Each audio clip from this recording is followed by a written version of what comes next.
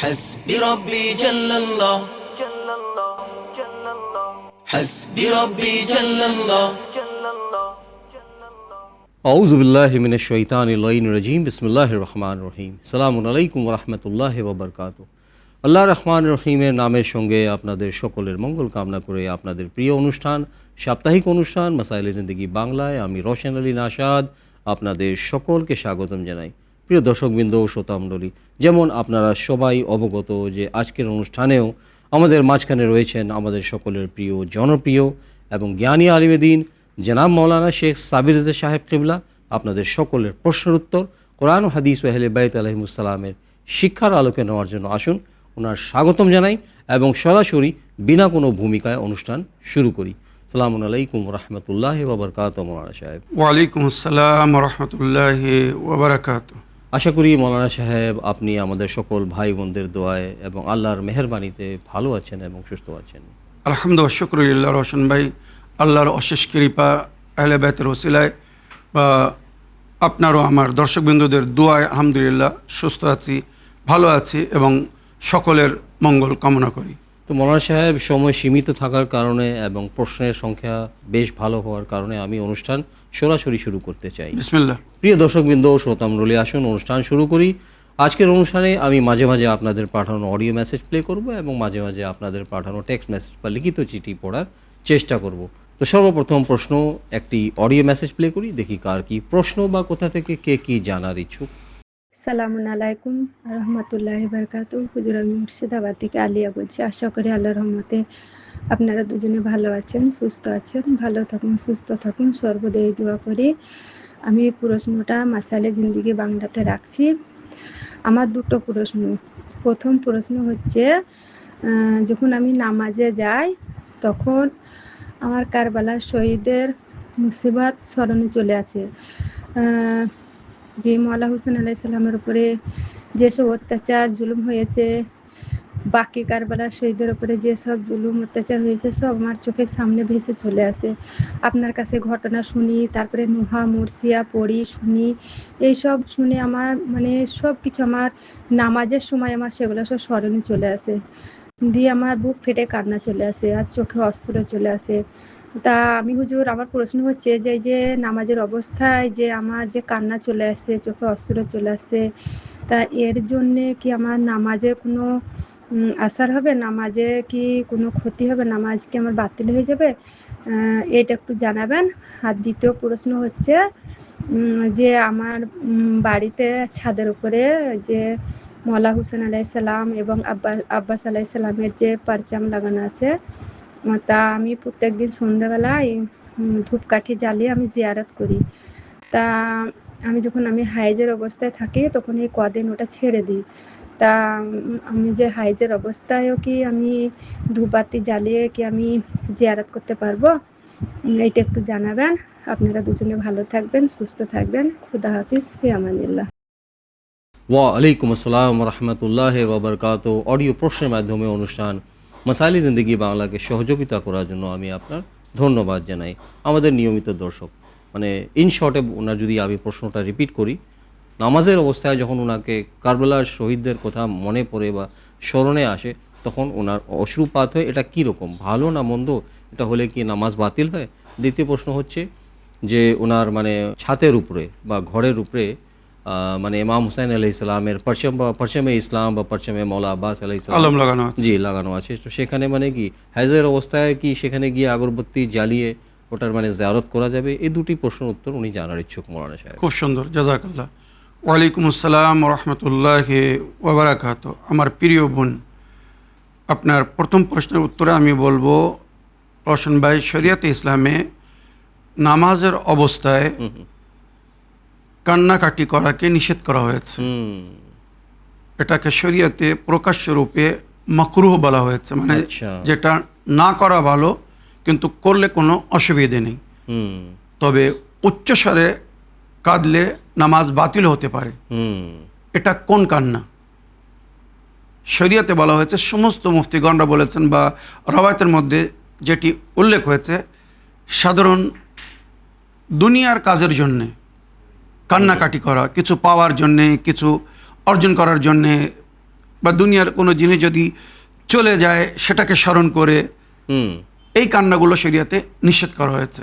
কিন্তু দুটি কান্না শরিয়াতে বৈধ, জায়েজ এবং উত্তম বলা হয়েছে। আচ্ছা আচ্ছা রোশন ভাই, এর মধ্যে সর্বপ্রথম একটা কান্না হচ্ছে আল্লাহর ভয়ে, নিজের গুনাহকে, নিজের পাপকে স্মরণে করে নামাজের অবস্থায় অনেক সময় কান্না আসে যে আল্লাহ, হে আমার প্রতিপালক, আমি এই ভুল করে ফেলেছি, আমি দ্বিতীয়বার আর এই ভুল কখনো করব না, আমার মালিক আমাকে ক্ষমা করে দিন, আর চোখ দিয়ে পানি পড়ে। এই কান্নাকে আল্লাহর ওলি আউলিয়াদের কান্না বলা হয়েছে। এটা কিন্তু অতি উত্তম। মানে নামাজে কেউ যদি নিজের গুনাহকে, পাপকে স্মরণ করে একটি অন্তর থেকে, মানে আন্তরিকতার সঙ্গে আল্লাহর সামনে তওবার রূপে যদি কাঁদন করে, তো এই ক্রোধন শুধু জায়েজ না, উত্তম বলা হয়েছে। এইভাবে আল্লাহর ওলি আউলিয়ারা কেঁদে কেঁদে আল্লাহর কাছে ক্ষমা চাইতেন। যদি কোনো হারাম না মকরু কাজ করতেন, তারপরে এইভাবে আল্লাহর কাছে রোদন করতেন, ক্ষমা চাইতেন। তো এক, আল্লাহর ভয়ে কাদা শরিয়াতে নিষেধ না, জায়েজ এবং উত্তম বলা হয়েছে। ঠিক। এক। দ্বিতীয় বলা হয়েছে আল্লাহর ওলি আউলিয়ারা অনেক সময় আল্লাহকে খুশি করার জন্যে, আল্লাহকে রাজি করার জন্যে, মানে নিজের আন্তরিকতাকে প্রকাশ করার জন্যে আল্লাহর নেয়ামতকে স্মরণ করতেন। আল্লাহ, আপনার কোন কোন নেয়ামতের আমি শুকর আদায় করবো, কত নেয়ামত দিয়েছেন। তো এটা অনেক অনেক সময় আমরা বলি খুশির কান্নাও হতে পারে, আবার অনেক অনেক সময় বালা ও মুসিবতের কারণে আল্লাহকে ওনারা স্মরণ করতেন আর আল্লাহর কাছে মানে এক ধরনের সামান্য অস্ত্র ভেসে আসতো আর আল্লাহর কাছে দোয়া করতেন, হে আমার প্রতিপালক, এটা যদি আমার জন্য পরীক্ষা হয়ে থাকে তো আমাকে ধৈর্য দান করুন। ইমামে জাইনুল আবদিন আলাইহিস সালাম কারবালার ঘটনার পরে অধিক সময় অজু করার সময় এত কাঁদতেন যে অজুর পানি মোজাফ হয়ে যেত, মানে এত অস্ত্রপাত করতেন। আর ওইরূপ উনি যখন নামাজ পড়তেন তো অটোমেটিক কারবালার কথা, আপনদের হারানোর কথা সব মনে পড়তো, তো ওনার চোখে অস্ত্র ভেসে আসতো। তাই উনি ওই সময় আল্লাহর কাছে প্রার্থনা করতেন, দোয়া করতেন, হে আমার প্রতিপালক, আমাকে ধৈর্য দান করুন। বিশেষ করে আসরের নামাজের সময় উনি যে নামাজের সময় ওনার পিতাকে হত্যা করা হয়েছিল, এগুলো স্মরণ করে উনি চোখে অস্ত্র এসে যেত। তিনি আল্লাহর কাছে ওই সময় ক্ষমা চাইতেন, আল্লাহর কাছে দোয়া করতেন, হে আমার প্রতিপালক, আমাকে ধৈর্য দান করো, আমি যেন আমার ধৈর্য না হারিয়ে ফেলি। তো এই যে আল্লাহর ওলি আউলিয়াদেরকে স্মরণ করে, যেমন আমার বোন বললেন, কারবালার ঘটনা আমার মনে পড়ে আর আমার চোখে অস্ত্র ভেসে আসে, কান্না এসে বুক ফেটে যায়। তো এটা শরিয়াতে শুধু জায়েজ না, এটাকে উত্তম বলা হয়েছে। কেননা মানুষ এই নম্রতার মাধ্যমে আল্লাহর আরও নিকটে হয়ে যায়, মানে অন্তর থেকে যখন কোনো জিনিসকে স্মরণ করে। আর এটা কিন্তু মানে এমন স্মরণ না যে মানুষ দুনিয়ার কিছু পাওয়ার জন্য কাঁদছে, না, আল্লাহর ওলি আউলিয়াদের শোকে। যেমন নবী করিম সাল্লাল্লাহু আলাইহি ওয়াসাল্লাম, উনি 1 বছর নাকি মানে ওনার চেহারার উপরে কেউ হাসি দেখেনি, যে বছরে ওনার চাচা বা ওনার স্ত্রী মারা গিয়েছিলেন। তো এটা কোনো মানে শরিয়াতে নিষেধ নয় যদি কান্না আল্লাহর জন্য হয়। রাইট। এই রোদন যদি আল্লাহর খুশির জন্য হয়, আন্তরিকতা সৃষ্টি করার জন্য হয়, তওবা করার জন্য হয়, তো এই রোদন অতি উত্তম, এতে কোনো অসুবিধা নেই। নামাজ বাতিল হবে না, বরং আরও সওয়াব বৃদ্ধি হয়ে যাবে আন্তরিকতায় বৃদ্ধির জন্যে, মনে রাখবেন। তো আল্লাহর ভয়ে কাঁদা বা আল্লাহর ওলি আউলিয়াদের স্মরণ করে কাঁদা, যার মাধ্যমে আন্তরিকতা বৃদ্ধি পাবে, এটা শরিয়াতে জায়েজ। আশা করি আপনার প্রথম প্রশ্নের আপনি উত্তর পেয়েছেন। আর দ্বিতীয় প্রশ্ন ছিল আপনার, যে আপনার বাড়ির ছাদের উপরে আপনি আলম লাগিয়ে রেখেছেন মাওলা আবুল ফজল আব্বাস আলাইহিস সালামের। তো পিরিয়ডের সময় নারীরা যখন অপবিত্র থাকে, ওই অবস্থায় আপনি ওই আলমের জিয়ারত করতে পারবেন কি না, ওখানে যে আগরবাতি মোমবাতি জ্বালান এটা জ্বালাতে পারবেন কি না, শরিয়াতে কোনো নিষেধ নেই। আপনি ওখানে যাবেন, আগরবাতি জ্বালাবেন বা যেভাবে জিয়ারত করছেন জিয়ারত করবেন। হ্যাঁ, পারচামে আব্বাস আলাইহিস সালামে যদি মাওলা আব্বাসের নাম লেখা থাকে বা অনেক সময় ইয়া হোসেন লেখা থাকে, মাসুমিনদের নাম লেখা থাকে, তো ওইটা স্পর্শ করতে নিষেধ। জাস্ট মনে রাখবেন যে বাঁশে, বাম্বু, যা কিছুতে মনে করুন আলম লাগানো আছে, যদি শুধু ওই ওটা স্পর্শ করতে চান, মানে আলম ছুটছেন না। আমিও আদাবের জন্য এটা বলবো যে নাজিস অবস্থায় ও অপবিত্র অবস্থায় আপনারা আলমকে স্পর্শ করবেন না, এটা আদবে ইসলামী। বাকি ওই যে বাঁশের খুঁটি বা বাম্বু যেটা বলি আমরা, বা পাইপে যেটায় আলম লাগানো থাকে, ওটা স্পর্শ করতে কোনো অসুবিধা নেই। বা ওর সামনে বা নিচে যদি আপনারা ধূপবাতি, আগরবাতি জ্বালান, এটা আদর্শের জন্যে একটা আদাবে ইসলামী, কোনো অসুবিধা নেই, আপনি এটা করতে পারবেন। ওখানে মাওলাকে ওসিলা করে আল্লাহর দরবারে দোয়া বা প্রার্থনা করতে পারবেন, কোনো অসুবিধা নেই, এটা শরীয়তে কোথাও নিষেধ করা হয়নি। তবে যদি আলমে কোনো পবিত্র নাম, মাসুমিনদের নাম লেখা থাকে, তো শরীয়ত হিসেবে ওটা স্পর্শ করা নিষেধ অপবিত্র অবস্থায়। আশা করি আপনার প্রশ্নে আপনি উত্তর পেয়েছেন। তো প্রিয় দর্শকবৃন্দ, শ্রোতা মণ্ডলী, আসুন একটি লিখিত চিঠি পড়ি, দেখি কার কি প্রশ্ন। সালামুন আলাইকুম, আমি রায়দা আক্তার বাংলাদেশ থেকে বলছি। আশা করি আপনারা দুজনেই ভালো আছেন। আমি আপনাদের দোয়ায় স্মরণে রাখি। আমার একটা প্রশ্ন ছিল, কাউকে রাজি করানো বা মন ফেরানোর কি কোনো আমল আছে? যদি থাকে তাহলে একটু বলবেন প্লিজ। আপনারা দুজনেই ভালো থাকবেন, সুস্থ থাকবেন। আল্লাহ হাফেজ, ফি আমানিল্লাহ। আমি উত্তরটি মাসাইলে জিন্দেগিতে শুনতে চাই।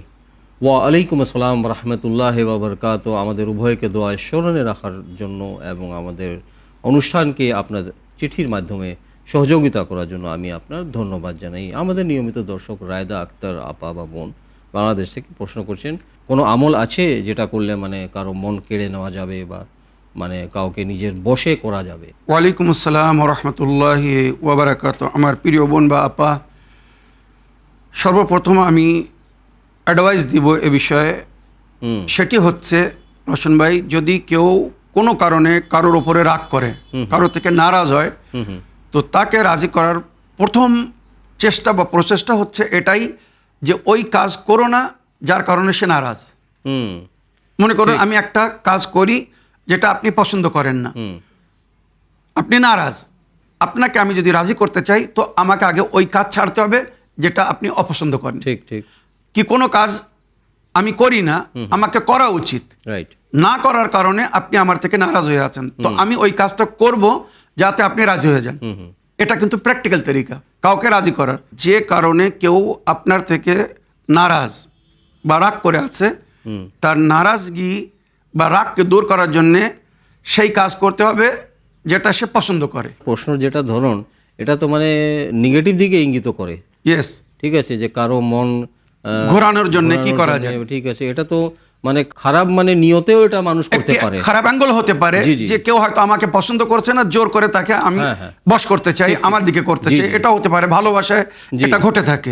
তো এর জন্য আমি উপায় বলছি, এমন যদি কোনো পরিস্থিতিতে হয় যে কাউকে আপনি আপনার থেকে রাজি করতে চান, খুশি করতে চান, বা সে যেন আপনাকে পছন্দ করে, আপনাকে ভালোবাসে, তো এর জন্য কোরআনে পাকে দুটি আয়াত আছে, মনে রাখবেন। আমি উপায় স্বরূপ বলে দিচ্ছি।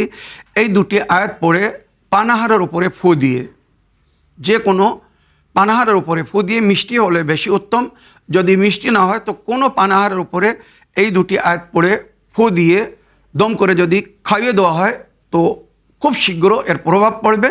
আর ওই ব্যক্তি যার আপনি ভালোবাসা পেতে চাচ্ছেন বা চাচ্ছেন তার মন রাজি হয়ে যাক, ইনশাআল্লাহ খুব শীঘ্র সে রাজি হয়ে যাবে বা তার মন ফিরে যাবে। সূরায়ে তাহা আয়াত নম্বর 39, ওয়া আলকাইতু আলাইকা মুহাব্বাতান মিন্নি ওয়ালে তুসনা আলা আইনি, এটা। আর সূরায়ে আনফাল আয়াত নম্বর 63, ওয়া আল্লাফা বাইনা কুলুবিহিম লাউ আনফাকতা মা ফিল আরদি জামিয়ান মা আল্লাফতা বাইনা কুলুবিহিম ওয়ালাকিন্নাল্লাহা আল্লাফা বাইনাহুম ইন্নাহু আযীযুন হাকীম। এই আয়াত দুটো পড়ে দম করলে ইনশাআল্লাহ খুব শীঘ্র এর প্রভাব পড়বে আর একটি আন্তরিকতা বা আন্তরিক মিলের সৃষ্টি হবে, মায়া ও মহব্বতের সৃষ্টি হবে, যার কারণে উভয় এক অপরকে পছন্দ করবে।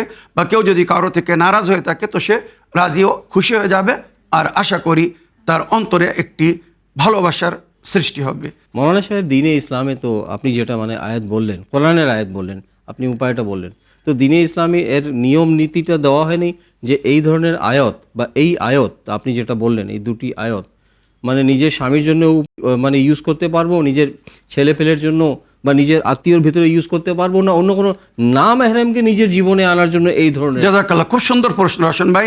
শরীয়তে বলা হয়েছে এগুলো আপনরা, যদি কোনো আত্মীয় স্বজন সে রাগ করে দূরে চলে গেছে, কি রাগ করে আছে, তার মন ঘোরানোর জন্য, কোনো অবৈধ সম্পর্ক করার জন্য না। কিন্তু কোরআন বা হাদিস বা আল্লাহ রসুল আহলে বাইত এ বিষয়ে কখনো অনুমতি দেননি যে কোনো আমালিয়াতের মাধ্যমে কোনো না মেহরামের সঙ্গে কোনো প্রকারের সম্পর্ক গড়ো। হ্যাঁ, বৈধ হালাল বা মেহরাম যদি কেউ নারাজ হয় তার মন ঘোরানোর জন্য। যে অধিকাংশ এটা রোশন ভাই আমাদের বুজুর্গানে দিনরা বলেছে, স্বামী স্ত্রীর মধ্যে যদি কখনো অশান্তি হয়, মানে স্বামী রাগ করে আছে, বউ স্বামীর মনকে ঘোরাতে চাচ্ছে, তখন এই আয়াত পড়ে আমল করলে ইনশাল্লাহ খুব শীঘ্র তাদের মধ্যে প্রভাব পড়বে। আর 24 ঘন্টা থেকে 72 ঘন্টা মানে 3 দিনের মধ্যে আবার মনোমিল হয়ে যাবে, তারা এক অপরের পাশে এসে যাবে, নিকটতম হয়ে যাবে। আলহামদুলিল্লাহ। তো প্রিয় দর্শক বিন্দু, শ্রোতাম রইলে আসুন আরেকটি ভয়েস মেল শুনি। আসসালামু আলাইকুম, আমি বীরভূম থেকে আঞ্জলি বলছি। আমি একটা মাসালি জিন্দিতে শুনতে চাই।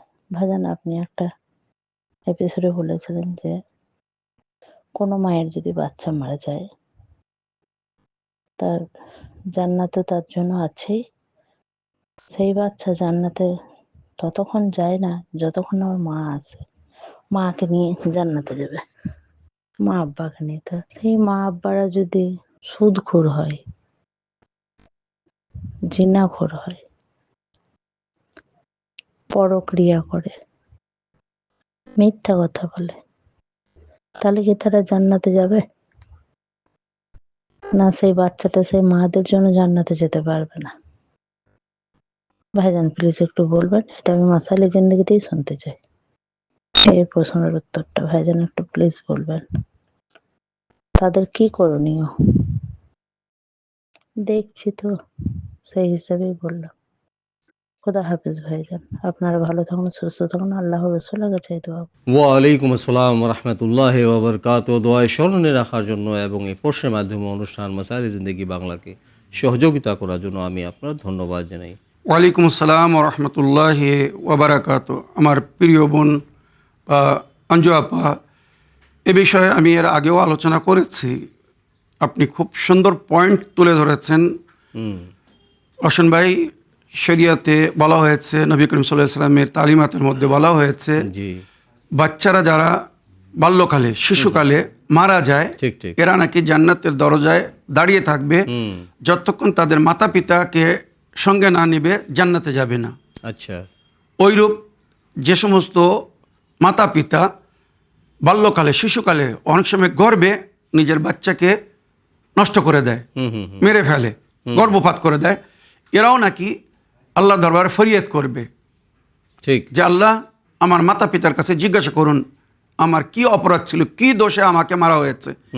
কোরআন আয়াতে যার জিকির হয়েছে, ওয়াইদাল মাউদাতু সুইলাত বিআই যামবিন কুতিলাত, বাচ্চার কাছে, শিশুর কাছে জিজ্ঞেস করা হবে বা তাকে দেখিয়ে একে কি দোষে মারা হয়েছিল। জি জি। তো যেমন বাল্যকালে যারা বাচ্চারা আপনিতে মারা গিয়েছে, ঠিক, মা বাপের পরীক্ষা, প্রাকৃতিক মৃত্যু হয়েছিল, এরা জান্নাতের দরজায় দাঁড়িয়ে থাকবে আর নিজের মাতা পিতাকে না নিয়ে জান্নাতে যাবে না, এটা কিন্তু কনফার্ম। এবারে দেখা যাচ্ছে মাতা পিতা ভালো না, অসৎ কাজ করে, যেমন আমার বোন বাপা বললেন, জঘন্য কাজ করে, পাপ করে, তারা নিজের আমাল হিসেবে জাহান্নামের প্রাপ্য হয়েছে। এই ধরনের মাতা পিতাকে কি ওই শিশু বাচ্চারা জান্নাতে নিয়ে যাবে? আমার বোনের প্রশ্ন হচ্ছে এটাই। জি জি, মনে রাখবেন। তো শরীয়ত এখানে বলছে এরা জান্নাতে সরাসরি যাবে না। দুটি রওয়ায়াতের মধ্যে উল্লেখ হয়েছে, এক, যদি মাতা পিতা জান্নাতের যোগ্য হয়, নেক মা বাপ, আমাল ভালো করছে, বাচ্চা জান্নাতের দরজায় দাঁড়িয়ে আছে, মাতা পিতাকে না নিয়ে জান্নাতে যাবে না। তো যদি এই মাতা পিতা নিজের টার্ম এবং বাড়ি হিসেবে জান্নাতে যায়, তো দেখা যাচ্ছে বহু বছর পরে সে জান্নাতে যাওয়ার সুযোগ পাবে। কিন্তু তার শিশু বাচ্চা জান্নাতের দরজায় দাঁড়িয়ে আছে বলে আল্লাহ ওকে সুযোগ দিবে, ওই মাতা পিতাকে সুযোগ দিবে আগে জান্নাতে প্রবেশ করার, শুধু ওই বাচ্চার কারণে, যে এই বাচ্চা ততক্ষণ জান্নাতে যাবে না যতক্ষণ এর মা বাপ যাবে না। তো ওই জন্যে হয়তো 100 বছর, 1000 বছর, রাওয়াতের মধ্যে যেটা উল্লেখ হয়েছে, 1000 বছর আগে জান্নাতে যাওয়ার সুযোগ পাবে নিজের ওই শিশু বাচ্চার কারণে। কিন্তু যদি মাতা পিতা নেকুকার না হয়, পাপী হয়ে থাকে, নরকবাসী হয়ে থাকে, বা সাজাপ্রাপ্য হয়ে থাকে, মানে সাজার মোস্তাক হয়ে থাকে, তো আগে তাদেরকে তাদের পাপের পরিপূর্ণ সাজা দেওয়া হবে, পরে ওই বাচ্চার সঙ্গে জান্নাতে যাওয়ার সুযোগ পাবে। মনে রাখবেন, এই দুটি তরিকা বা পদ্ধতি তাদের জান্নাতে যাওয়ার শরিয়াতে বা কোরআনের তাফসিরে বা হাদিসের মধ্যে উল্লেখ হয়েছে। হ্যাঁ, যারা নিজের বাচ্চাকে হত্যা করেছে বাল্যকালে, এরা কিন্তু রেহাই পাবে না যদি শরিয়ত ইসলামিক পদ্ধতি অনুযায়ী তার দিয়াত না দেয় বা আল্লাহর কাছে যেভাবে রোজা রেখে তওবা করে ক্ষমা চাইতে বলা হয়েছে ওইভাবে যদি ক্ষমা না চায়। প্রিয় দর্শকবৃন্দ ও শ্রোতা মণ্ডলী, আসুন আরেকটি লিখিত চিঠি পড়ি, দেখি কার কি প্রশ্ন। আসসালামু আলাইকুম, মাসাইল জিন্দেগি বাংলা। আমি নদিয়া জেলা থেকে সুরাজ শেখ বলছি। মৌলানা সাহেব, আমার প্রশ্ন হলো সূরা জুমার 8 নম্বর আয়াতটি আপনি একটু ব্যাখ্যা করে বলবেন। ওয়ালাইকুম আসসালাম রহমতুল্লাহ ওবরকাত। আপনার এই প্রশ্নের মাধ্যমে অনুষ্ঠান মাসাইল জিন্দেগি বাংলাকে সহযোগিতা করার জন্য আমি আপনার ধন্যবাদ জানাই। আমাদের নিয়মিত দর্শক সুরাজ শেখ ভাইয়ের প্রশ্ন, সূরা জুমার 8 নম্বর আয়াতটি উনি সংক্ষিপ্ত ব্যাখ্যা জানার ইচ্ছুক। জাযাকাল্লাহ। ওয়ালাইকুম আসসালাম রহমতুল্লাহি ওবারাকাত। আমার প্রিয় ভাই সুরাজ শেখ সাহেব এই আয়াতের ব্যাখ্যা স্বয়ং নবী করেছেন। একসময় নবী করিম সাল্লাল্লাহু আলাইহি ওয়াসাল্লাম জুম্মার দিন খুতবায় বা খুতবার আগে মসজিদে ওয়াজ করছিলেন, আর সেই সময় এই আয়াত অবতীর্ণ হয়। এটা কিন্তু সূরা জুমার আয়াত নম্বর 8। জি জি। এটা বিশেষ করে ইহুদিদের জন্য বলা হয়েছে। কুল ইন্নাল মাউতাল্লাযী তাফিরুনা মিনহু, যে মৃত্যু থেকে তোমরা পালাচ্ছ। কেউ কিন্তু সহজে মরতে চায় না, সবাই চায় মৃত্যু থেকে পালাতে। ঠিক ঠিক। কুল ইন্নাল মাউতাল্লাযী তাফিরুনা মিনহু ফাইন্নাহু মুলাকীকুম, এই মওত একদিন তোমাদের সঙ্গে সাক্ষাৎ করবে বা মৃত্যুর সঙ্গে তোমাদের সাক্ষাৎ হবে। সুম্মা তুরাদ্দুনা ইলা আলিমিল গায়বি ওয়াশ শাহাদা, তারপরে তোমাদেরকে ফেরত পাঠানো হবে সেই আলিমুল গায়ব, আল্লাহর দিকে, যে সমস্ত কাজে সাক্ষী, মানে আল্লাহ কিন্তু সব কিছু দেখছেন এবং শুনছেন।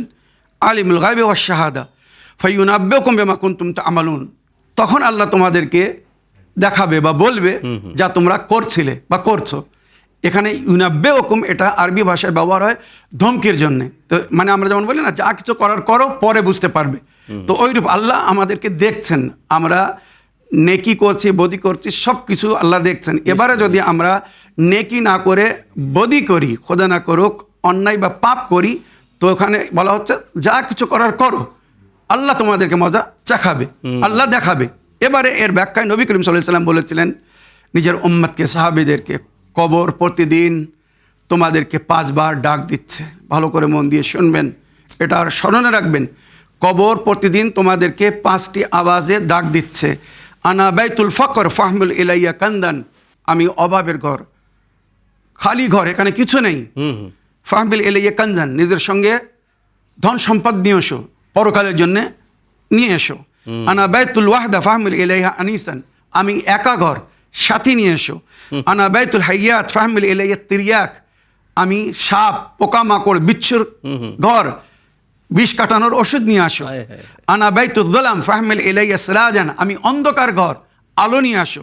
ও আনা বাইতুত তুরাব ফাহমিল ইলাইয়া ফিরাশান, আমি মাটির ঘর, বিছানা নিয়ে এসো। কত সুন্দর প্রশ্ন। নবী বলছেন এগুলো কবর তোমাদের কাছে বলছে প্রতিদিন যে আমি অভাবের ঘর, এখানে কিছু নেই, খালি ঘর, নিজের সঙ্গে খাজানা নিয়ে আসো। আমি একা ঘর, মানে খালি ঘর, সাথী নিয়ে আসো। আমি সাপ পোকামাকড়ের গড় বা ঘর, সাপের বিষ কাটানো বা বিচ্ছুর বিষ কাটানো ওষুধ নিয়ে আসো। আমি অন্ধকার ঘর, আলো নিয়ে আসো। আর আমি মাটির ঘর, বিছানা নিয়ে আসো। তো সাহাবারা জিজ্ঞেস করেন, আল্লাহ নবী, কবরে তো কেউ কিছু নিয়ে যেতে পারে না, আমরা এগুলো কি করে নিয়ে যাব? তখন নবী বললেন, এই যে আল্লাহ বলছে যে কবর বলছে আমি খালি ঘর, খাজানা নিয়ে আসো। তো খাজানা হচ্ছে লা ইলাহা ইল্লাল্লাহ মুহাম্মাদুর রাসূলুল্লাহ আলিয়ুন ওলিউল্লাহ, এই কলেমার সঙ্গে করে নিয়ে আসো। এই হবে তোমার গেট পাস। যদি অন্তরের কলেমার সঙ্গে জান্নাতের দরজার উপরে লেখা এই কলেমার সঙ্গে মিল খেয়ে যায়, তোমার জন্য জান্নাতের দরজা খুলে যাবে। আর অন্তরে যদি এই কলেমা না থাকে, পরিপূর্ণ কলেমা, ভালো করে মনে করে শুনবেন, আমি বহুবার আহলে সুন্নাত ভাইদের বই থেকে সূত্র দিয়ে বলেছি, মদিনাতুল মাআজিজ বা ফারাইদুস সিমতাইন উভয় বইতে লেখা হয়েছে জান্নাতের দরজার উপরে, 8ম দরজার উপরে এই কলেমা লেখা থাকবে, যে দরজা দিয়ে প্রিয় নবীর উম্মত জান্নাতে যাবে, স্পেশাল দরজা। তো অন্তরের কলেমার সঙ্গে এই কলেমার সঙ্গে যদি মিল না খায়, সে কিন্তু জান্নাতে প্রবেশ করতে পারবে না। এবারে যখন আমরা জান্নাতে যাব, তো বলা হচ্ছে আনা বাইতুল ওয়াহদা ফাহমিল ইলাইহি আনিসান, আমি একা ঘর, সাথী নিয়ে এসো। তো আল্লাহ নবী, আমরা সাথী কাকে নিয়ে যাব, কেউ তো আমার সঙ্গে যাবে না। তখন নবী বললেন তেলাওয়াতুল কোরআন, কোরআনের তেলাওয়াত করো, একটি সূরা যদি পড়ে এর উপরে আমল করো তো সমস্ত সূরা জওয়ানের রূপ ধারণ করে তোমার সঙ্গে হবে, তোমার সাথে থাকবে, তোমার কবরে কোনো একালাপান হবে না, মানে একা যে মানুষ ভয় পায় ওটা হবে না।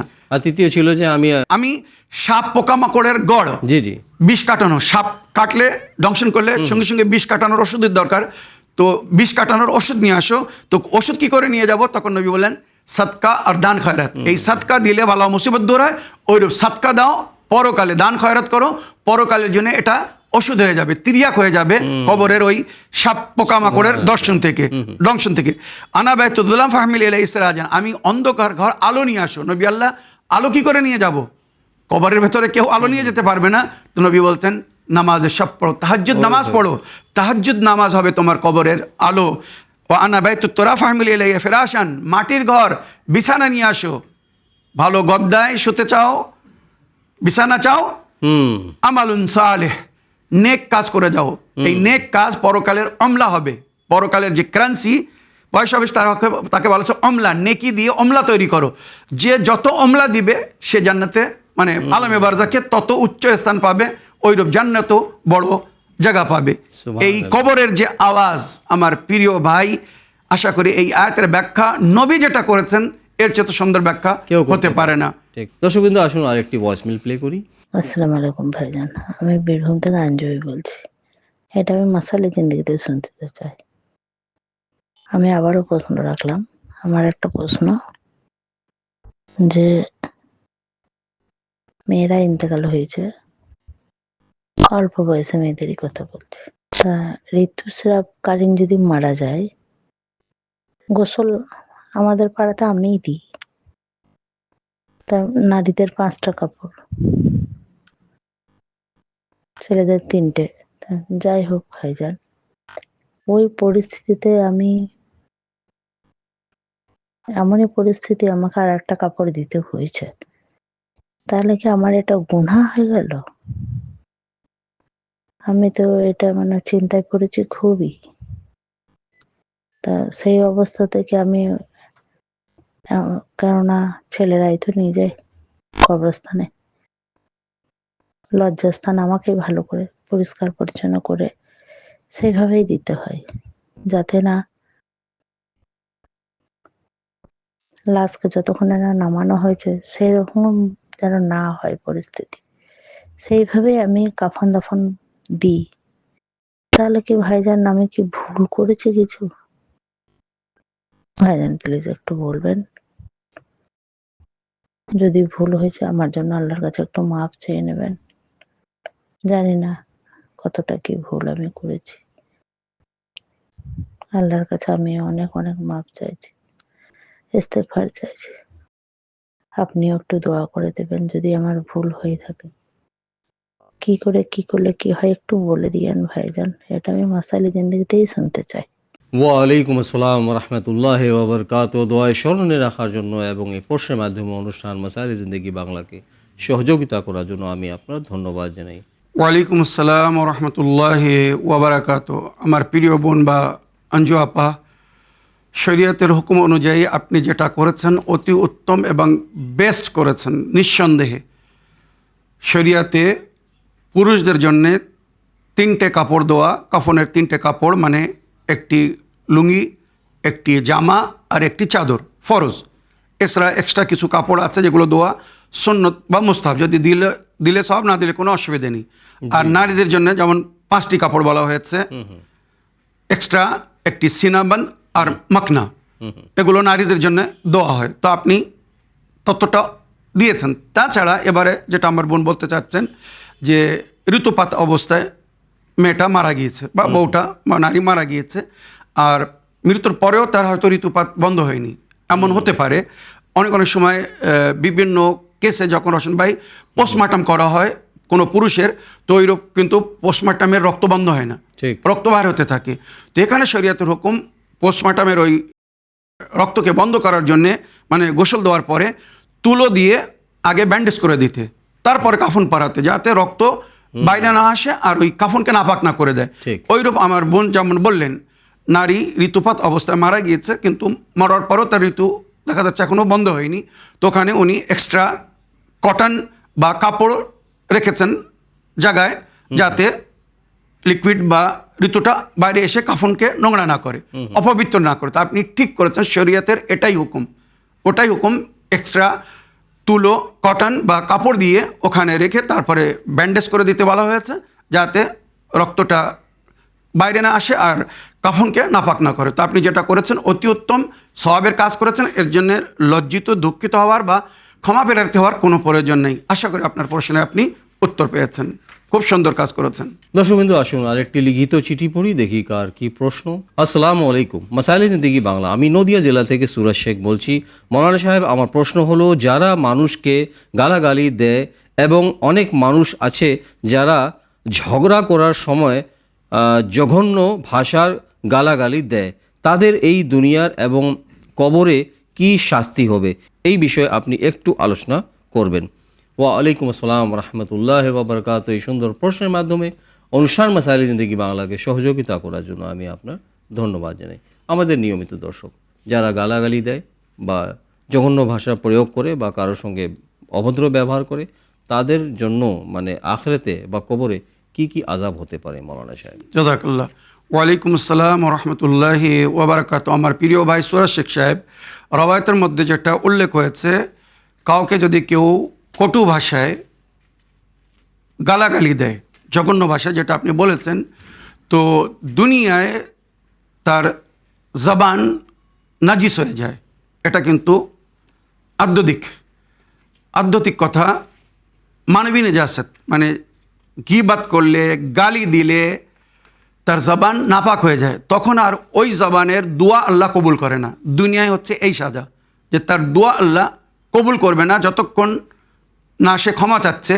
যাকে গালি দিয়েছে তার কাছে যদি মাফ চেয়ে নেয়, তাহলে আল্লাহ তওবা কবুল করবে আর তার দোয়া কবুল হবে, আর তাছাড়া তার দোয়া কবুল হবে না। এই হচ্ছে দুনিয়ার সাজা। আর দ্বিতীয়, পরকালের জন্য বলা হয়েছে, যতবার সে গালি দিবে, যাকে গালি দিয়েছে গালি শুনে সে কষ্ট পেয়েছে, তো এই গালির পরিবর্তে, প্রতি গালির পরিবর্তে তার কবরে একটি সাপ নইলে ক্যাকড়া বিচ্ছু, স্করপিও, মনে রাখবেন, তার কবরে তার অপেক্ষা করবে। আল্লাহ তার জন্য সেখানে আগে থেকে সাপ, পোকামাকড়, বিচ্ছু প্রোভাইড করে রাখবে, আর প্রতি গালির বদলে একবার করে ডংশন মারবে। আর যখন ডংশন মারবে, তার শরীরে এমন বিষ ছড়িয়ে যাবে যে চিৎকার করবে, পুরো ম্যাশার নাকি আলেমে বারজাকে তার আওয়াজ শোনা যাবে। সবাই জিজ্ঞেস করবে এর কি হয়েছে, তখন বলবে আমাকে সাপে কামড়েছে, বিচ্ছু কামড়েছে, কেন? আমি গালি দিয়েছিলাম বলে। পরকালে এই সাজা সে পাবে। দর্শক কিন্তু আসুন আরেকটি ভয়েসমেল প্লে করি, দেখি কার কি প্রশ্ন। আসসালামু আলাইকুম, আমি নদিয়া জেলা থেকে রিজিয়া বিবি বলছি। মাশাআল্লাহ জিন্দেগিতে একটা প্রশ্ন রাখছি হুজুর। আমার প্রশ্নটা হলো, মানুষ যে মারা যায় দিয়ে খাটুলি করে নিয়ে যাওয়া হয়, সেই খাটুলি নাকি আমাদের এখানে বলছে যে খাটুলি ওই ছেলে আর ভাইরা ছাড়া আর কেউ খাটুলি ধরতে পারবে না, কাঁধে করে নিয়ে যাওয়া যাবে না, ওই নাতিরা নাতজামাইরা কেউ ধরতে পারবে না, এটা কি সঠিক? আপনি একটু ব্যাখ্যা করে বলবেন। আপনারা দুজনাই ভালো থাকবেন, সুস্থ থাকবেন, খোদা হাফেজ। ওয়ালাইকুম আসসালাম রহমতুল্লাহ ওবরকাত। দোয়ায় স্মরণে রাখার জন্য এবং এই প্রশ্নের মাধ্যমে অনুষ্ঠান মাসাইলে জিন্দেগি বাংলাকে সহযোগিতা করার জন্য আমি আপনার ধন্যবাদ জানাই। ওয়ালাইকুম আসসালাম রহমতুল্লাহি ওয়াবারাকাত। আমার প্রিয় বোন, আপনার ভয়েসমেলের জন্য ধন্যবাদ জানাই। আপনি যাদের কথা বলছেন এরা জ্ঞানহীন, মারেফাতহীন, এরা শরিয়াতের সংবিধান বা নবী করিম সাল্লাল্লাহু আলাইহি ওয়াসাল্লামের তালিমাতের কোনো খবর রাখে না, উল্টো বলছে। শরিয়াতে রশন ভাই বলা হয়েছে, যদি জওয়ান ছেলে মারা যায় তো তার বাপকে জানাজা ধরতে দিও না, কেননা সে এখন বেদনার মধ্যে। জওয়ান ছেলের জানাজা বাপের কাঁধের উপরে, এটা বাপের সহ্যের বাইরে হয়ে যায়। ওইরূপ বলা হয়েছে, বাপ যদি মারা যায় তো তার সন্তানদেরকে জানাজা ধরতে দিও না, বরং অন্যরা ধরুক, কেননা তারা নিজেরাই গমে, দুঃখে, কষ্টের মধ্যে ভরে আছে, ফেটে আছে। শরীয়তে এইভাবে তাদেরকে সান্ত্বনা দিতে বলা হয়েছে যে তোমরা অন্যরা কাঁধে দাও, এদেরকে ওই দুঃখের উপরে আরও দুঃখ যেন না পায়, কষ্ট যেন না পায়। এখানে উল্টো বলছে নাকি ছেলেরা ছাড়া অন্য কেউ ধরতে পারবে না, যেখানে বলা হচ্ছে অন্যরা ধরুক ছেলেদেরকে, বা জওয়ান ছেলের জানাজা যেন বাপ না তোলে, বা ছোট ভাইয়ের জানাজা যেন বড় ভাই কাঁধে না নেয়। এগুলো মানে সে কাদের ওপর নিয়ে আরও বেদনা পাবে, আবার আরও কষ্ট পাবে, তার বুক ফেটে যাবে যে আমার ছোট ভাইয়ের জানাজা আমি নিয়ে যাচ্ছি, আমার আগে সে মারা গিয়েছে, কি আমার জওয়ান ছেলের জানাজা আমি নিয়ে যাচ্ছি, বা মনে মনে ভাবতে থাকবে, কাঁদতে থাকবে যে আমার জানাজা আমার ছেলের কাঁধে যদি হতো হয়তো সেটা আমি ভালো মনে করতাম, তার জানাজা আমার কাঁধের উপর। তো শরীয়তে এটা আদব ইসলামী, মানে আখলাকিয়াত যাতে বলা হয়েছে, যেখানে বলা হয়েছে আত্মীয় স্বজনরা অন্যরা জানাজা ধরুক আর এদেরকে সান্ত্বনা দিক যে তোমরা দুঃখের মধ্যে গমের মধ্যে ডুবে আছো, তোমরা এখন বেদনার মধ্যে কষ্টের মধ্যে, তোমরা জানাজা ধরো না, ধরতে পারবে, কোনো অসুবিধা নেই। যদি ছেলে নিজের বাপের জানাজা ধরতে চায়, বাপ নিজের ছেলের জানাজা ধরতে চায়, বড় ভাই ছোট ভাই বড় ভাইয়ের জানাজা ধরতে চায়, ধরতে পারবে, শরীয়তে মানা নেই, হারাম না, নিষেধ না।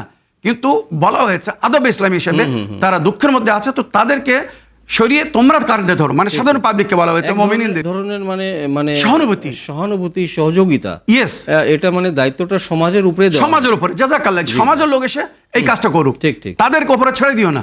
যেমন উদাহরণস্বরূপ, মানে জনাবে হামজা শহীদ হয়ে গিয়েছিলেন, তো ওনার স্ত্রী ওনার বাচ্চাদের জন্য পানহার তৈরি করছিলেন। তো নবী করিম সাল্লাল্লাহু আলাইহি ওয়াসাল্লাম যখন দেখলেন হামজার বাড়ি থেকে ধোঁয়া উঠছে, তো জিজ্ঞেস করলেন এই হামজার বাড়ি থেকে, আমার চাচা এখন শহীদ হয়েছে, এনার বাড়ি থেকে ধোঁয়া উঠছে কেন? তো কেউ বলল আল্লাহর নবী জনাবে হামজার স্ত্রী ওনার বাচ্চাদের জন্য, এতিম বাচ্চাদের জন্য পানাহার তৈরি করছে। তখন নবী সাহাবাদেরকে ডেকে এত বকেছিলেন যে তোমাদের লজ্জা করে না, একবার ভাবতে পারছো না যে তার স্বামী এখন মারা গিয়েছে, সে বিধবা, কষ্টের মধ্যে, তার বাচ্চারা এতিম, তোমরা পানাহার তৈরি করে তাকে নিয়ে যাও, তাদেরকে খেতে দাও, তাদেরকে কষ্ট দিও না। তাই সেখান থেকে মদিনায় একটা দস্তুর হয়ে গিয়েছিল, আর আজও এই দস্তুর কায়েম হয়ে আছে যে 3 দিন কমাস কম ওই বাড়ির লোক কোনো রান্না বান্না করবে না, পাড়া পড়শি আত্মীয় স্বজনরা এনে দিবে। এটা হচ্ছে ইসলামিক আদব। আমার প্রিয় বোন, আশা করি আপনার প্রশ্নের আপনি উত্তর পেয়েছেন বা বুঝতে পেরেছেন। ওরা ভুলের মধ্যে আছে, ওরা শরীয়ত বিরোধী কাজ করছে। শরীয়তের হুকুম হচ্ছে সমাজ এই দায়িত্ব পালন করবে, বাড়ির লোকেরা, তাদেরকে সহানুভূতি জানাও, সংবেদনা জানাও, তাজিয়াত পেশ করো, তাদেরকে পরিশ্রম দিও না, কষ্ট দিও না। আশা করি আপনার প্রশ্নে আপনি উত্তর পেয়েছেন। হ্যাঁ, এখানে একটা জিনিস বলতে চাই, অ্যাড করতে চাই রোশন ভাই। শরীয়তে বলা হচ্ছে যদি মাইয়াত নারী হয়, কোনো মহিলা হয়, তো এখানে বলা হয়েছে মেহরাম যারা, মনে করেন একজন স্ত্রী মারা গিয়েছে, তো তার যারা ছেলেরা বা ভাইরা, এরা কান্দে জানাজা তুলবে। বিশেষ করে কবরে নামানোর সময় মেহরাম সে ওই নারীকে কবরে নামাবে, না মেহরাম যেন তাকে স্পর্শ না করে। এটা নারীদের জন্য, পুরুষদের জন্য না। আশা করি আপনার প্রশ্নে আপনি উত্তর পেয়েছেন। প্রিয় দর্শকবৃন্দ, শেষ লিখিত চিঠি পড়ি, দেখি কার কি প্রশ্ন। উইন টিভি চ্যানেল বাংলা, মাসাইল জিন্দেগি বাংলাতে শুনতে চাই। আমি আজিজুল ইসলাম, গ্রাম জঙ্গলপুর, জেলা উত্তর 24 পরগনা থেকে বলছি। আসসালামু আলাইকুম রহমতুল্লাহ ওয়া বারাকাতুহু। মৌলানা সাবির ভাইজান ও রোশন ভাইজান, আশা করি পরম করুণাময় আল্লাহ পাকের রহমতে, অশেষ রহমতে আপনারা ভালো আছেন। আমার একটা ছোট্ট প্রশ্ন, নামাজ আদায় করার সময় যদি ভুল নিয়ত করা হয়, যেমন জোহর নামাজের জায়গায় আসর নামাজের নিয়ত ভুল করে পড়া হয়, সে ক্ষেত্রে কি করা উচিত? দয়া করে একটু বলবেন প্লিজ। ভালো থাকবেন, সুস্থ থাকেন, এই কামনা করি অন্তর থেকে। খুদা হাফেজ, ফি আমানিল্লাহ। ওয়া আলাইকুম আসসালাম রহমতুল্লাহ ওয়া বারাকাতুহু। এই সুন্দর প্রশ্নের মাধ্যমে অনুষ্ঠান মাসাইল জিন্দেগি বাংলাকে সহযোগিতা করার জন্য এবং দোয়ায় স্মরণে রাখার জন্য আমি আপনার সাথে সাথে আমাদের সকল দর্শকবৃন্দদেরকে ধন্যবাদ জানাই। মৌলানা সাহেব নিয়মিত দর্শক, আজিজুল ইসলাম ভাইয়ের প্রশ্ন যে নামাজের অবস্থায় মানে জোহরের জায়গায় আসর, আসরের জায়গায় মানে মাগরিবের যদি নিয়ত করে ভুলবশত যদি নিয়ত করে ফেলাই, তাহলে এই ব্যাপারে বা এই অবস্থায় মানে শরীয়তে ইসলাম কি বলেছে? জাযাকাল্লাহ। ওয়ালাইকুম আসসালাম রহমতুল্লাহি ওয়া বারাকাতুহু। আমার প্রিয় ভাই আজিজুল ইসলাম সাহেব, শরিয়াতে 5টি রুকনে নামাজ যাকে বলা হয়েছে, নিয়াত, তাকবিরাতুল ইহরাম, কিয়াম, মুত্তাসিল বা রুকু এবং উভয় সেজদা, 2টি সেজদা, এই 5টা জিনিসের মধ্যে যদি কেউ ভুল করে তো তার নামাজ বাতিল, পুনরায় নামাজ পড়তে হবে।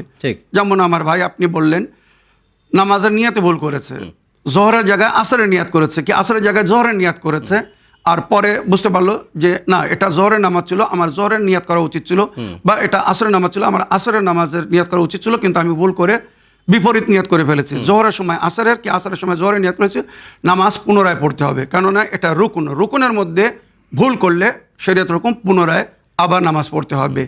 অন্যগুলো যদি ভুল হয় তার সংশোধন আছে, কিন্তু রুকুনের মধ্যে কোনো ভুল হলে, ত্রুটি হলে আবার পুনরায় নামাজ পড়তে হবে। দর্শকবৃন্দ, একটি অডিও মেসেজ শুনতে চাই, দেখি কার কি প্রশ্ন। আসসালামু আলাইকুম, আমি নদিয়া জেলা থেকে রিজিয়া বিবি বলছি। মাশাআল্লাহ জিন্দেগিতে একটা প্রশ্ন রাখছি হুজুর। আমার প্রশ্নটা হলো সূরা আনফালের 36 নম্বর আয়াতটা একটু ব্যাখ্যা করে বলবেন। আপনারা দুজনাই ভালো থাকবেন, সুস্থ থাকবেন। খোদা হাফেজ। ওয়ালাইকুম আসসালাম রহমতুল্লাহ ওবরকাত। দোয়ায় স্মরণে রাখার জন্য এবং এই প্রশ্নের মাধ্যমে অনুষ্ঠান মাসাইলে জিন্দেগি বাংলাকে সহযোগিতা করার জন্য আমি আপনার ধন্যবাদ জানাই। মৌলানা সাহেব নিয়মিত দর্শক, সূরা আনফালের 36 নম্বর আয়াতের সংক্ষিপ্ত ব্যাখ্যা জানার ইচ্ছুক। জাযাকাল্লাহ। ওয়ালাইকুম আসসালাম রহমতুল্লাহি ওয়াবারাকাত। আমার প্রিয় বোন বা আপা, সূরা আনফাল আয়াত নম্বর 36-এ আল্লাহর ইরশাদ হচ্ছে, যে সমস্ত কুফার বা মুশরিকিনরা টাকা পয়সা খরচ করে মানুষকে সঠিক দিন থেকে দূরে রাখার জন্যে, ইসলাম বা প্রকৃত ইসলামের সংবিধান থেকে, আল্লাহর দেওয়া দিন বা ধর্ম যেটা আল্লাহ নিজের বান্দাদেরকে দিয়েছেন বা আল্লাহ নিজের বান্দাদের জন্য পছন্দ করেছেন, নিযুক্ত করেছেন, সেটা হচ্ছে শরিয়তে ইসলাম। সেই ইসলাম থেকে, সঠিক দিন থেকে, আল্লাহর পথ থেকে যদি কাউকে দূরে রাখার জন্য কেউ পয়সা খরচ করে, তো এরা এই যে পয়সা খরচ করছে এর জন্যে পরকালে দুঃখিত হবে, আফসোস করবে, আর এদের এই আমাল এদেরকে জাহান্নামে পৌঁছে দেবে। ইন্নাল্লাযীনা কাফারু ইউনফিকুনা আমওয়ালাহুম লিয়াসুদ্দু আন সাবিলিল্লাহ। নিঃসন্দেহে যারা কুফর করেছে তারা নিজের ধন দৌলত অর্থ মাল খরচ করে আল্লাহর পথে বাধা সৃষ্টি করার জন্যে। ফাসা ইয়ানফিকুনাহা সুম্মা তাকুনা আলাইহিম হাসরা। এরা যে এই খরচ করছে এর ওপরে এরা আফসোস করবে, হায় আমরা কোথায় খরচ করেছিলাম, কী জন্য খরচ করেছিলাম। সুম্মা ইউগলাবুন, মানে এরা বিজয় লাভ করতে পারবে না, পরাজয় হবে। মানে পয়সা খরচ করেও সত্য পথ থেকে, আল্লাহর পথ থেকে সবাইকে বাধা সৃষ্টি করতে পারবে না। আজ দুনিয়া আমরা প্র্যাকটিক্যাল দেখছি কুফার ও মুশরিকিনরা কত অর্থ খরচ করছে আল্লাহর পথ থেকে বাধা দেওয়ার জন্য, কিন্তু পারছে না। আল্লাহর ওয়াদা সাইয়াসরা আল্লাহ দিন কুল্লে, আল্লাহর দিন সমস্ত দিনের উপরে সফলতা অর্জন করবে, আর সেই সময় খুব নিকটে এসে গেছে। ওয়াল্লাযীনা কাফারু ইলা জাহান্নামা ইয়াহশারুন। যারা কুফর করেছে আর এই সমস্ত কাজ করছে এদের হাসর হবে জাহান্নাম, এদের ঠিকানা হবে জাহান্নাম। এখানে ব্যাখ্যা করার দরকার নেই, আল্লাহ নিজেই পরিষ্কার বলে দিয়েছেন যে যারা কুফর করবে আর আমার পথে বাধা সৃষ্টি করবে তাদের ঠিকানা বা গন্তব্য হবে জাহান্নাম। তারা ভুলের মধ্যে পড়ে আছে যে চেষ্টা করে তারা আমার পথকে বন্ধ করে দেবে, আল্লাহর পথ থেকে মানুষকে সরিয়ে দেবে, সঠিক দিন থেকে সরিয়ে দেবে। এরা কখনো সফলতা অর্জন করতে পারবে না, এরা পরাজয় হবে আর আমার দিন বিজয় লাভ করবে। আর ইমামে জামান আলাইহিস সালাম যখন দুনিয়ায় আসবেন, কোরআন আয়াতে পরিষ্কার বলা হয়েছে ওনার মাধ্যমে সাইয়াজহরুদ্দিন আলাদ দিন কুল্লে, আল্লাহর দিন সমস্ত দিনের উপরে বিজয় লাভ করবে। আর পুরো বিশ্বে একমাত্রই দিন হবে বা ধর্ম হবে, সেটা হবে ইসলাম, আর সবাই শান্তির সঙ্গে জীবনযাপন করবে। দর্শকবৃন্দ, অনুষ্ঠানের শেষ অডিও মেসেজ শুনি, দেখি কোথা থেকে কে কি জানার ইচ্ছুক। আসসালামু আলাইকুম রহমতুল্লাহি ওয়া বারাকাতুহু। ভাইজান আপনাদের দুজনকে সালাম জানাই। আমি একটা কথা বলছি, আমাদের গুরুস্থানের ধারেই আমাদের বাড়ি। আমরা প্রায় দেখি গুরুস্থান এক একটা উড়ে গেছে, মানে সাদা কাপড় বেরিয়ে যায়। তাহলে ওটা কি বলতে পারবেন একটু? তাহলে ভালো হয়। আসসালামু আলাইকুম রহমতুল্লাহি ওয়া বারাকাতুহু। ওয়ালাইকুম আসসালাম রহমতুল্লাহ ওবরকাত। দোয়ায় স্মরণে রাখার জন্য এবং এই প্রশ্নের মাধ্যমে অনুষ্ঠান মাসাইলে জিন্দেগি বাংলাকে সহযোগিতা করার জন্য আমি আপনার ধন্যবাদ জানাই। ওয়ালাইকুম আসসালাম রহমতুল্লাহি ওয়াবারাকাত। আমার প্রিয় বোন বা আপা, এর দুটি কারণ হতে পারে শরিয়াতে ইসলামে যেটা বলা হয়েছে। কবর থেকে অনেক সময় রসন ভাই কাফনের কাপড় বাইরে এসে যায়, সাদা কাপড় দেখা যায় কবরের ভেতর থেকে বাইরে এসে আছে, কিছু হয়তো ভেতরে আছে, কিছু বাইরে আছে। তো এর দুটি কারণ বলা হয়েছে। এক, ওই কবর যতটা গভীর গর্ত হওয়ার দরকার হয়তো ততটা হয়নি, অল্প গর্ত করে দাফন করা হয়েছে। ঝড়ে হাওয়ায় বৃষ্টিতে অনেক সময় মাটি সরে যায়, কাফন বাইরে এসে গেছে। একটা কারণ এটা হতে পারে, স্বাভাবিক এটা। কিন্তু দ্বিতীয় যেটা বলা হয়েছে শরিয়াতে, সেটা কিন্তু বড় গুরুত্বপূর্ণ। মনে রাখবেন, যাদের কাফনের খুমস আদায় করা না হয়, কাফন যদি গসবি হয়, গসবি মানে বৈধ, হালাল, পাক এবং মুবাহ না হয়, তো ফেরেশতারা তাদের শরীর থেকে কাফন খুলে ফেলে দেয়। এরা হাসরের ময়দানে নির্বস্ত্র উঠবে, উলঙ্গ উঠবে। কত লজ্জিত হতে হবে ভেবে দেখুন। তো যাদের কাফন বৈধ না, হালাল না, জাকাত খুমুস যদি বাহির করা না হয়, তো ওই কাফন খুলে বাইরে ফেলে দেওয়া হয়, যেটা অনেক সময় দেখা যায়। তো মনে রাখবেন, এর দ্বিতীয় কারণ এটাও হতে পারে যে ওই মুর্দার শরীর থেকে আল্লাহর হুকুমে হয়তো ফেরেশতারা কাফন খুলে বাইর করে দিয়েছে, কেননা কাফন তার জন্যে বৈধ ছিল না, বা তার কাফন হয়তো হালাল বা পাক ছিল না বলে, এটাও কারণ হতে পারে। তো এ বিষয়ে আমাদেরকে সতর্কতা অবলম্বন করতে হবে। যারা জীবনে খুমুস আদায় করেনি বা জাকাত দেয়নি তারা যেন খুমুস ও জাকাত আদায় করে। আর বিশেষ করে কমসে কম যে কাফন দিচ্ছে, মনে করুন কাফনের দাম যদি 1000 টাকা হয়ে থাকে, তো এই কাফনের খুমুস বাইর হবে 200 টাকা, 5 ভাগের 1 ভাগ 20%। তো কমসে কম 200 টাকা খুমুস বাইর করে তারপরে কাফন দিবেন। তা নইলে কিন্তু ওই কাফন ওইভাবে খুলে বাইরে ফেলে দেওয়া হবে, আর নইলে ফেরেশতারা কবর থেকে কাফন খুলে ফেলে দেবে, তার শরীরে কোনো কাপড় থাকবে না, আর পরকালে সে নির্বস্ত্র উঠবে, উলঙ্গ উঠবে, যেটা তার জন্য বড় লজ্জার কারণ হবে। আশা করি এই যে কথাটা বললাম সকলেই স্মরণে রাখবেন, মনে রাখবেন, বিনা খুমুস বাহির করে যেন কাউকে কাফন দিবেন না। মৌলানা সাহেব, আমি আমার তরফ থেকে এবং আমাদের সকল ভাই বোনদের তরফ থেকে আপনার ধন্যবাদ জানাই যে এত কষ্ট করে, এত দূর ট্রাভেল করে স্টুডিওতে এসে অংশগ্রহণ করে আমাদের সকল ভাই বোনদের প্রশ্নের উত্তর খুব সুন্দরভাবে আপনি কোরআন ও হাদিস ও আহলে বাইত আলাইহিস সালামের শিক্ষার আলোকে দিয়েছেন। ইনশাআল্লাহ আশা করি, দোয়া করি যে এই সিলসিলাটা, এই তাবলিগি সিলসিলাটা, এই হেদায়েতের সিলসিলাটা আপনি জারি রাখবেন এবং আগামী অনুষ্ঠানেও এসে এইভাবে সুন্দরভাবে সকলের প্রশ্নের উত্তর দেওয়ার চেষ্টা করব। জি রওশন ভাই, আপনাকে ধন্যবাদ জানাই। আমি আমার দর্শকবিন্দুদেরকে অবগত করার জন্য ছোট একটা কমেন্টস করতে চাই বা কথা বলতে চাই। সেটা হচ্ছে আমাদের মাসাইলে জিন্দেগি বাংলার রেকর্ডিং হয়, মনে রাখবেন মাসাইলে জিন্দেগি বাংলা এই অনুষ্ঠান রেকর্ডিং হয় মঙ্গলবারে। এটা এডিট করতে সময় লাগে জি জি 2 থেকে 3 দিন।